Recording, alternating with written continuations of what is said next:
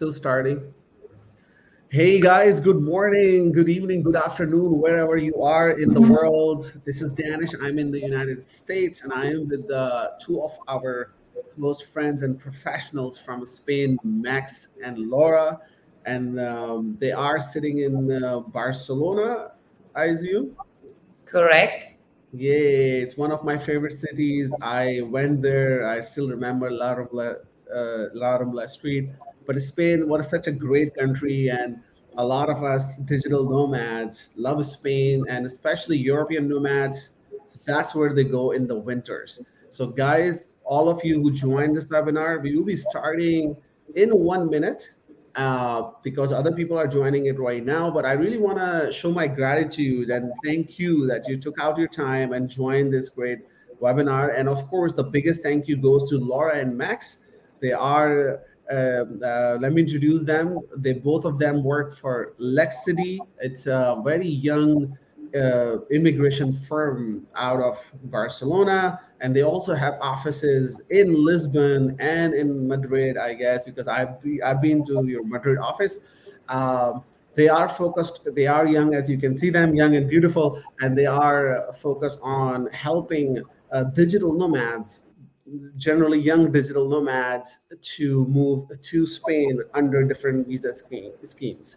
So they are the immigration lawyers registered in the bar or Barcelona bar, and they would help you today to share whatever available visa options are available for you guys or for your families who wants to relocate.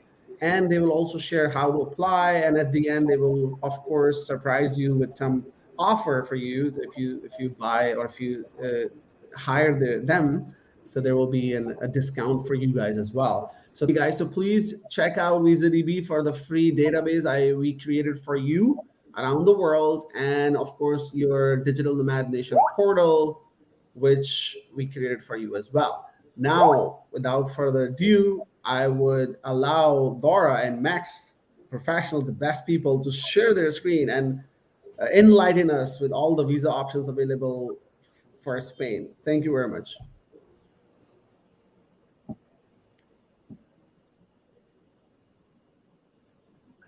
Okay, so thank you very much for being here. I understand that you are listening to us. And well, what I just wanted to check that you can see that you can see our screen. If you can confirm that, Danish. Yeah. Okay. Perfect. Perfect. Great. So, yeah, well, nice to meet you. And thank you very much, Danish, for this opportunity to share our knowledge. As Danish mentioned, we are a young law firm and digitally focused. And yeah, our aim is to be able to help our clients, foreign clients, to be able to relocate to Spain and also to cover all their needs during the relocation, because of course any foreign who wants to reside in Spain or work in Spain will have other needs, not only the residence permit applications, but also tax needs. So we have a tax department that is able to help you, and also the corporate department, the labor department, the litigation department, and the real estate department, so that we can provide this 360 grade service and cover all our clients' needs during their relocations. Well, now, as Danish mentioned, we have a great community in the world who is formed by these digital nomads that that wants to relocate to Spain and be able to reside in Spain while they are working remotely from here. And we have news in this regard. I'm here with my colleague Maximiliano, also from the Immigration Department. And we are going to explain you this news that we hope that will be regulated. Well, this is a new residence permit that we hope that will be regulated soon. And yeah, of course, I will let my colleague Maximiliano explain about this new residence permit. Good, thank you, Laura. So yes, Spain has always been a very attractive destination, not only because, of course, our privileged location, climate, international community, but also, well, business-wise, right? So the main issue up until today was that lately, during the last years, of course, the figure of the digital nomad has emerged. We are talking about people that can work location independently. They only need a computer or electronic means, and they can basically work anywhere in the world. Sometimes they're employed, sometimes they're freelancers, but they have this freedom. And the problem was that for many, many years, Spain did not have a permit that could suit their needs. As Laura will explain later, the permits that we have, while very useful, they do not exactly fit the figure of the digital nomad, of the person that can live in Spain by working remotely for companies that are located outside. Finally, Spain has decided to catch up. And in July, the Council of Ministers approved only a draft bill for the so-called startup law. This law not only provides tax incentives for investors, and basically facilitates the creation of startup businesses in Spain, but also regulates a new type of residence permit and visa, which is specifically for digital nomads. So first of all, yes? I was like, yay, finally. Good. So yeah, it was about time, actually. So first of all, I will go through the general objectives of the law, and then we will focus on the digital nomad, because in the end, of course, we are specialized in immigration, so this is our side. But in any case, the general objectives of the law are to encourage, of course, the creation of startup projects in Spain, to attract talent and international capital, to stimulate public and private investment in startups, to encourage the relationship between companies, and also, while it is very brief, it will also increase the relationships between universities and companies. There is one interesting objective, which is to eliminate the existing gender gaps in the Spanish startup system. We want to see how this is developed, but also it's a very interesting, commitment in a way, right? And finally, who is considered an international teleworker? Because of course the law does not call them digital nomads. It calls them workers of international character or international teleworker. So anyone who is either employed or self-employed, and in the former case, they are working in Spain, but for companies that are located outside of Spain with no representation in Spain. This is the case of the employees, okay? They will be able to work in Spain, but for companies that are located outside. And freelancers have a concession. And basically, freelancers, of course, they have a variety of clients. 20% of their clients will be able to come from Spain, but no more than that. So it's a small concession that is made for freelancers, but still 80% of their clients will have to come from outside. And now I will go to the specific requirements, but there is one general requirement. Generally, highly qualified professionals can apply. That is either people who have a university degree or have a degree from a prestigious business school. The prestige can be accredited in a variety of ways, or alternatively, if they have at least 3 years of professional experience. So if someone doesn't have a degree but can accredit 3 years of professional experience in one specific field, they will still be able to apply. So, in addition, the following must be proven. One, the existence of a real and continuous activity for at least 1 year of the company or group of companies that wishes to move a worker to Spain.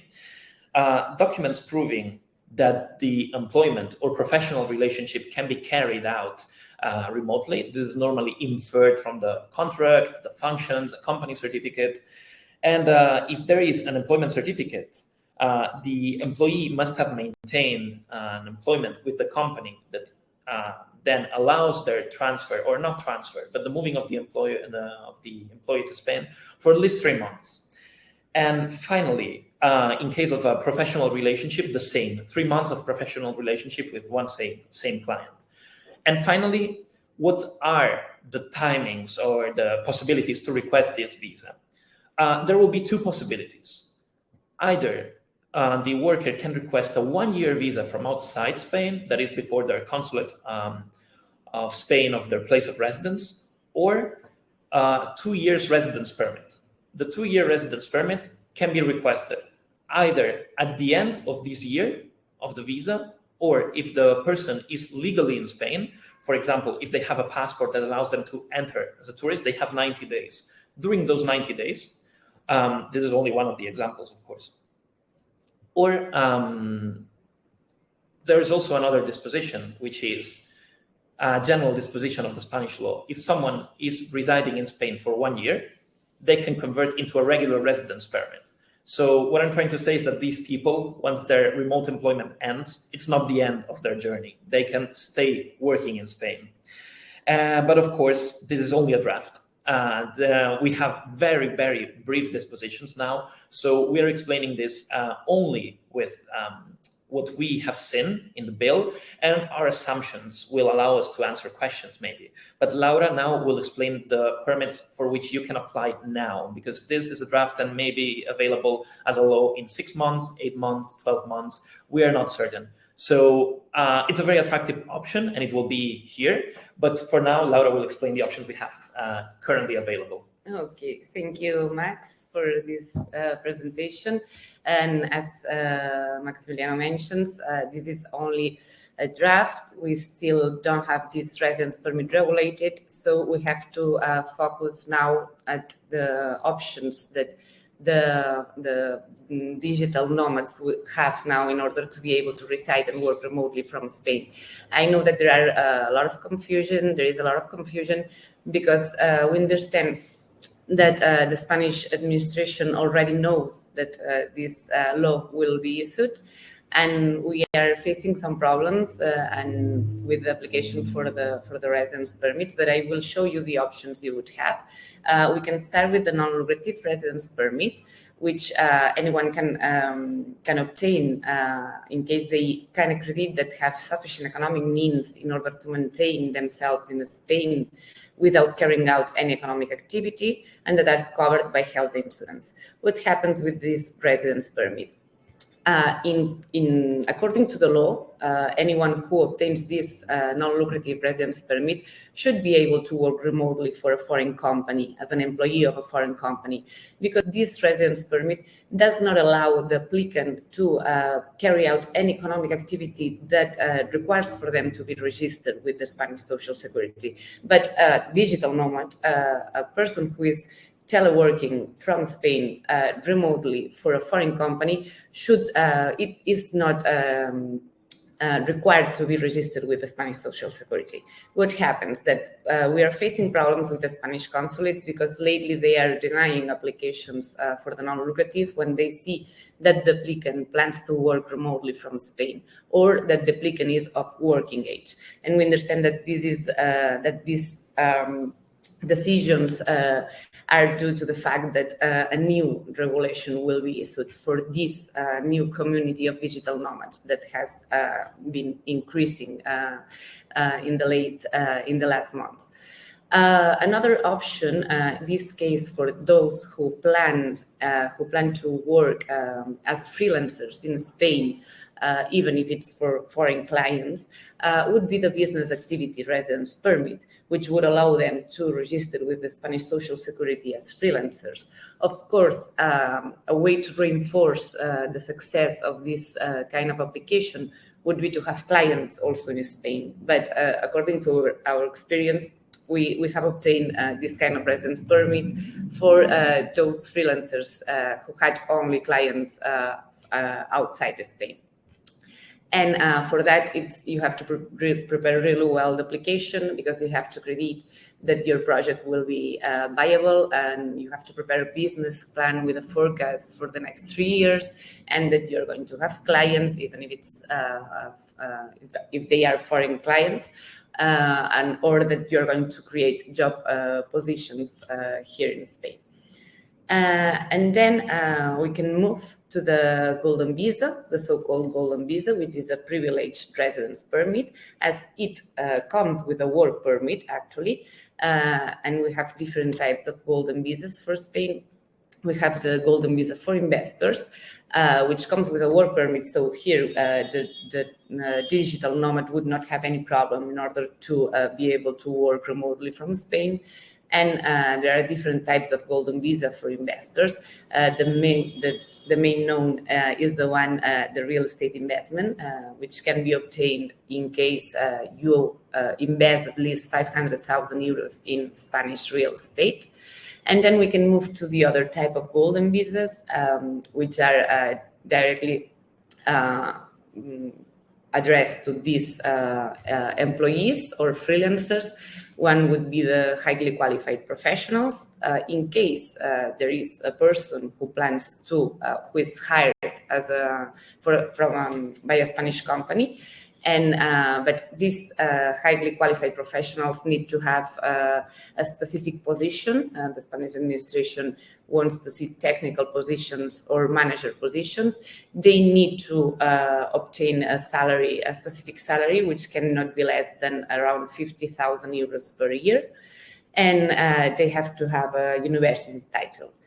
But this is a residence permit thought for those employees that will be hired by a Spanish company. And then we have also the golden visa for entrepreneurs. This would be similar to the business activity residence permit, because it would be for those who plan to work as freelancers in Spain or to establish a company in Spain. But in this case, it would be the business has to be the business or entrepreneurial activity has to be innovative with a special economic interest for Spain. So it's not an easy application, but we can confirm that we have obtained different golden visas for entrepreneurs. And at the end, in this kind of application, it's a subject application, and at the end is the Spanish administration who will assess each case separately.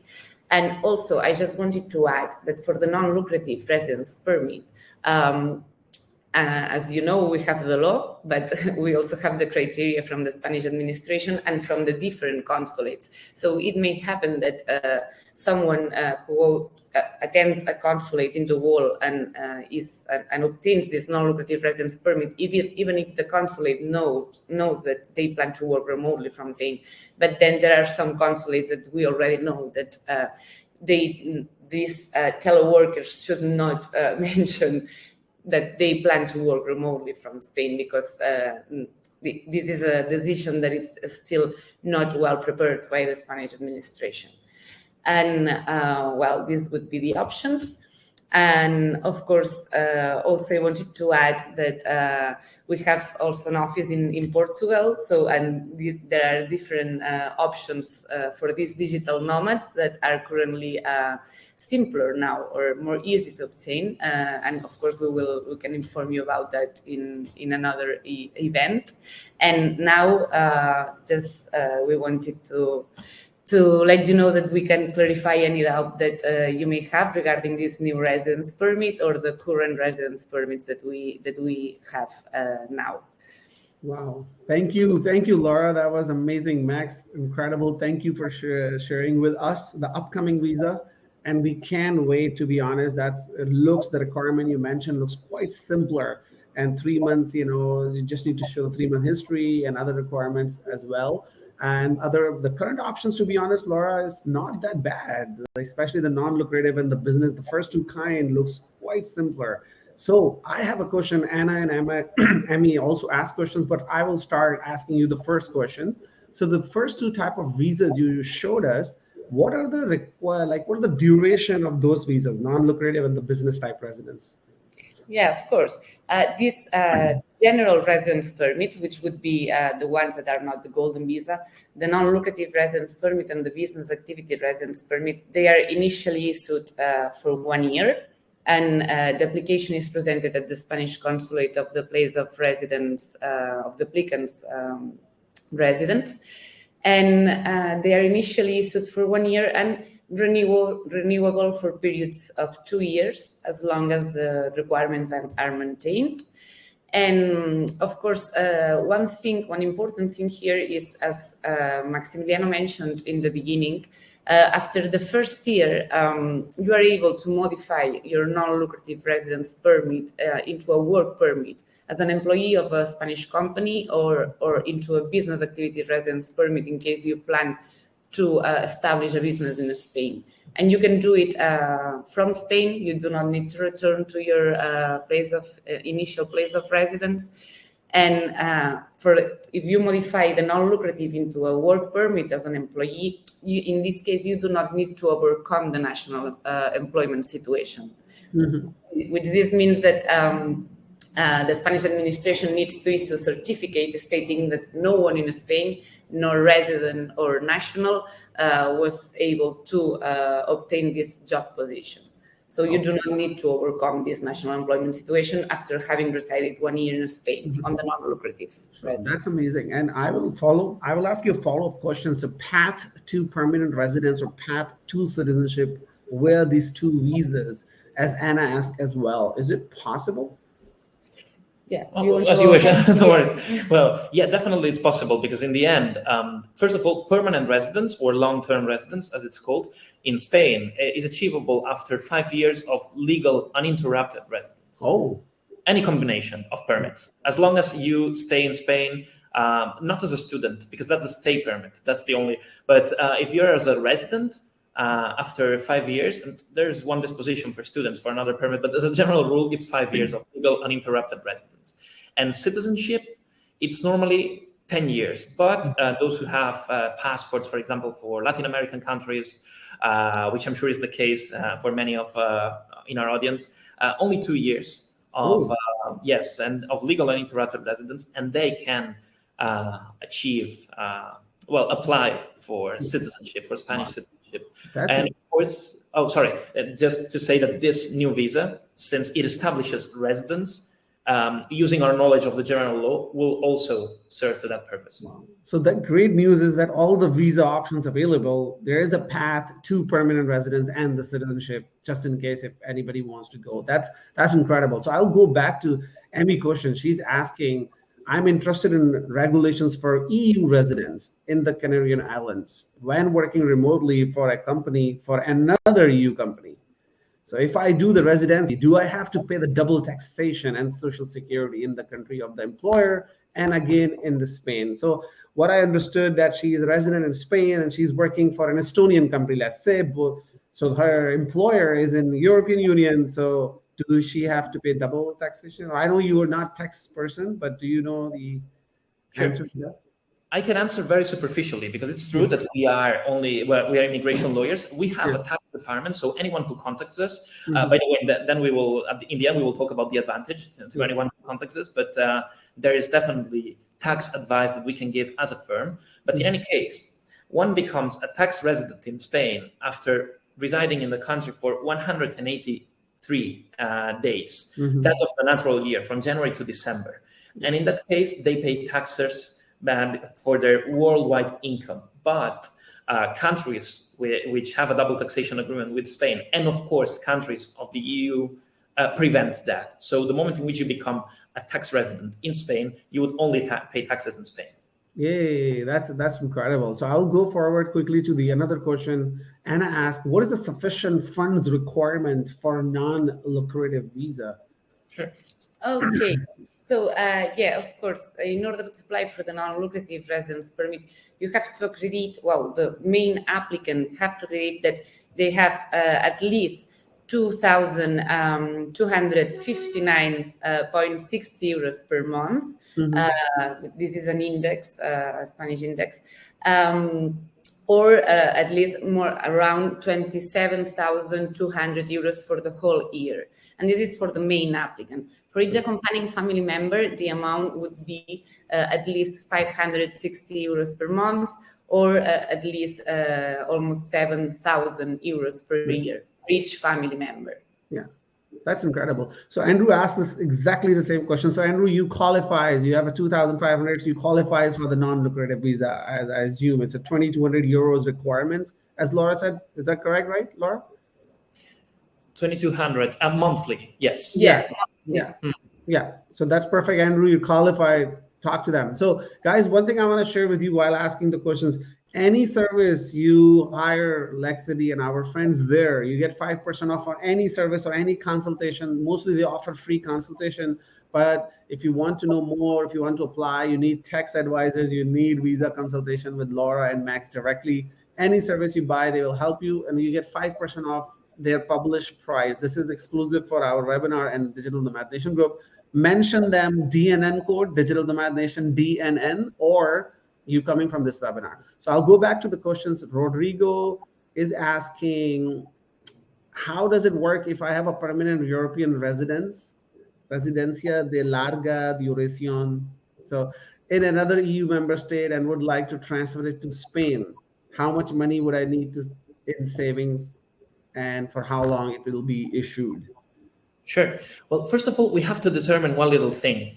One thing is the long-term residence, and that's the name, or the long-term EU, because the long-term EU allows you to transfer very easily between EU countries. So for example, if you have a long-term EU residence for Germany, you would need to show, if I'm not mistaken, I believe it's 150% of the REM, but that's basically approximately 10,000 or 11,000 per year. But the thing is that if it's a regular long-term residence, that only means that you can apply for the residence permit for Spain from the country in which you live. Meaning, for example, if you have a long-term residence in Germany, a regular long-term residence, you can apply from Germany for a Spanish residence permit, but there's no additional advantage.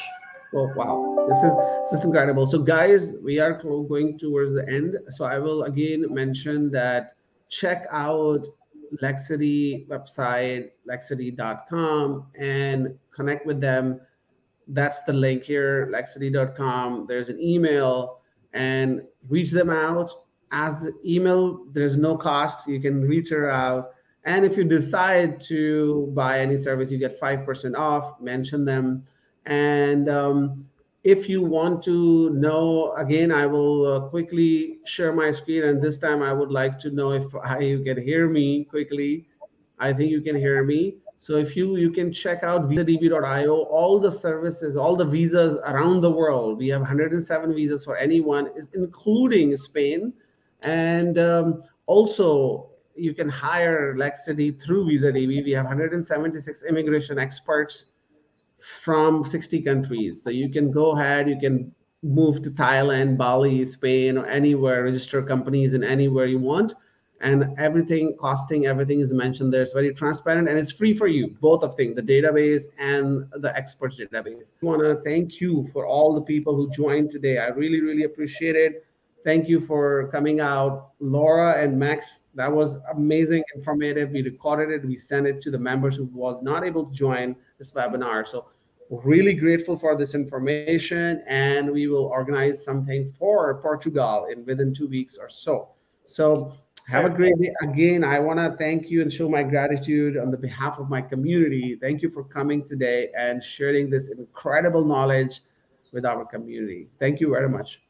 Thank you, Danish, for this opportunity, and thank you all for your participation. And of course, if you have any further questions or wherever you need, you can contact us. Yes, we will make Spain a digital nomad. It is already a hub. People are using tourist visas, but now we will offer them residence visas. So we are on a mission. So thank you guys. Have a good day, and everybody else, wonderful day. Bye. Bye. Thank you, Danish. Take care. Thank you. Bye.